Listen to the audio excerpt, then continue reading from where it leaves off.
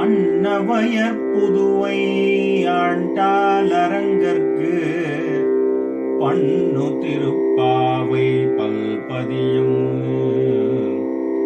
இன்னிசையால் பாடிக் கொடுத்தாள் நற்பாமாலை பூமாலை சூடிக் கொடுத்தாளை சொல்லு சூடிக் கொடுத்த சுடற்கொடியே தொல்பாவை பாடி அருள வல்ல பல்வளையாய் நாடி நீ வெங்கடவர்க்கு எனை விதி ஒன்றையும் மாற்றும் நாங்கடவா நாங்கடவா நாங்கடவா வண்ணமே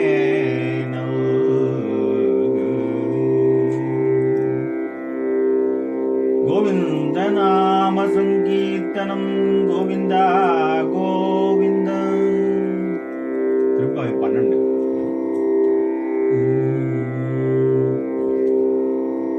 கணைத்திளம் கற்றேருமை கன்று கிறங்கி நினைத்து மூலை வழியே நின்று பாசோர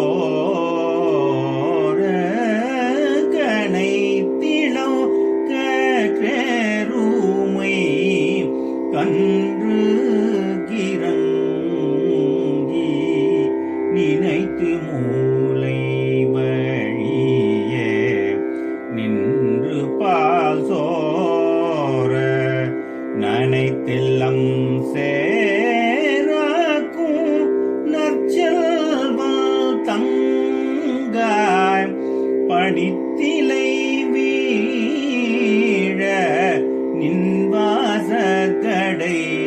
பற்றி சினத்தினால் தென் இலங்கை கோமானை செற்ற மனத்துக்கு இனியானை பாடவும் நீவாய் திறவாய் இனித்தான் எழுந்திராய் இதென்ன பேருறக்கம் இனித்தான் எழுந்திராய் இதென்ன பேருறக்கம்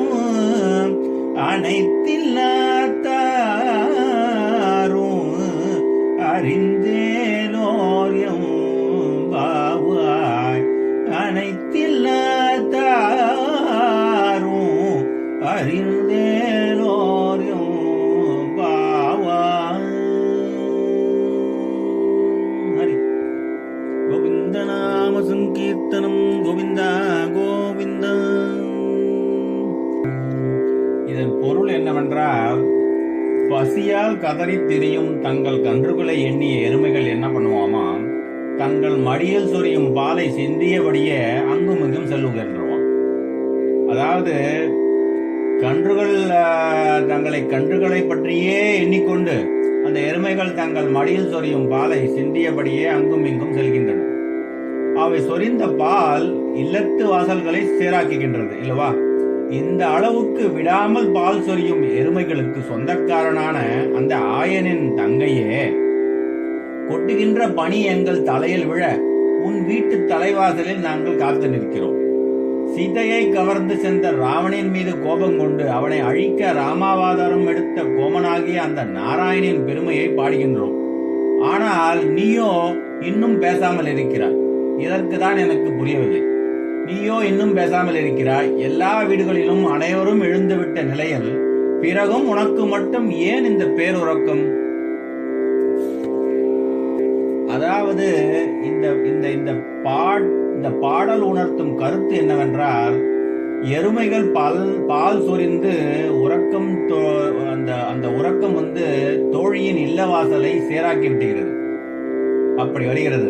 எருமைகள் பால் சொரிந்து உறங்கும் தோழியின் இல்லவாசலை சேராக்கி விடுகிறதாம். அதனால் அவளது வீட்டுக்குள் நுழைய முடியாத பெண்கள் அவளது வீட்டு வாசலில் உள்ள ஒரு கட்டையை பிடித்து தொங்கியபடி அவளை எழுப்புகிறார்களாம்.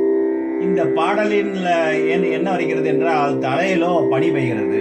மார்கழியில் எழுந்து குளிர் தாங்காமல் வெந்நீரில் குளிப்பவர்கள் இவர்கள் படும் கஷ்டத்தை உணர வைக்க வேண்டியது இல்லவா? கீழே பால் வெள்ளத்தால் குளிர்ச்சி, மேலே பனியின் குளிர்ச்சி, இத்தனையும் தாண்டி இறைவனை அடைய எத்தனைக்கிறார்கள் இவர்கள். எவ்வளவு சிரமப்பட்டேனும் ஒருவர் விடாமல் எல்லாரும் அவன் திருப்பாதம் சேர வேண்டும் என்பதுதான் இந்த பாடலை உணர்த்தும் கருத்தாக இருக்கிறது. சரி, கோவிந்த நாம சங்கீர்த்தனம் கோவிந்தா கோவிந்தா.